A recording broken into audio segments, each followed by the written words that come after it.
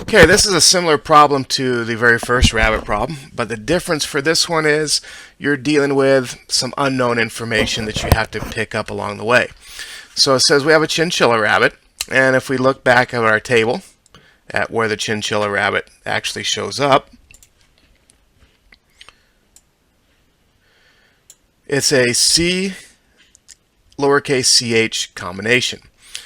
Okay, so we know that for at least a minimum right here is that is what we're dealing with. So we're going to go ahead and write in what we do know. Okay, but we don't know what this is right here yet.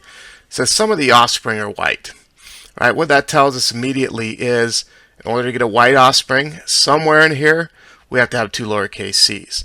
Since I've already gone ahead and wrote this chinchilla version up here, I can't put two lowercase c's here.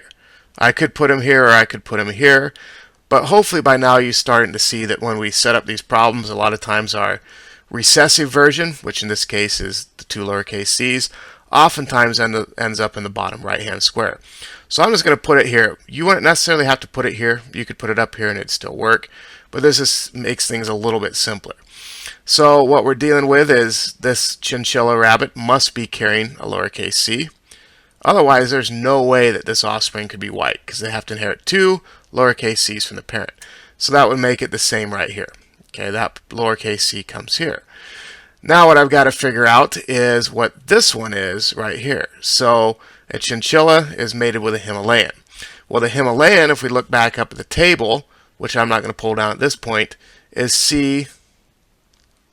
Okay, then I just simply match this up. C, CH, C, H, C, H, C, C, CH, C, and then two C's.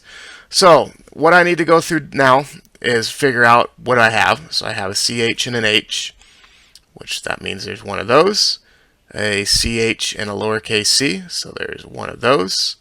A CCH lowercase c, which is right here, and then two lowercase c's, which is right here.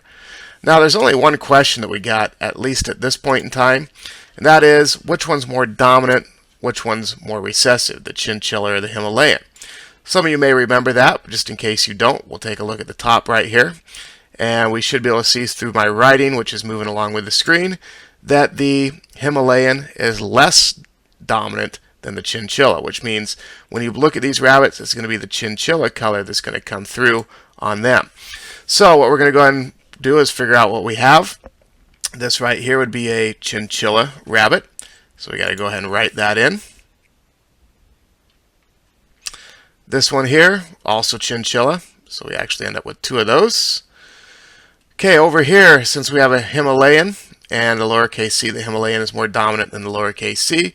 So we'll have one that looks Himalayan, and then this one here is going to be white. And that's how you solve this problem.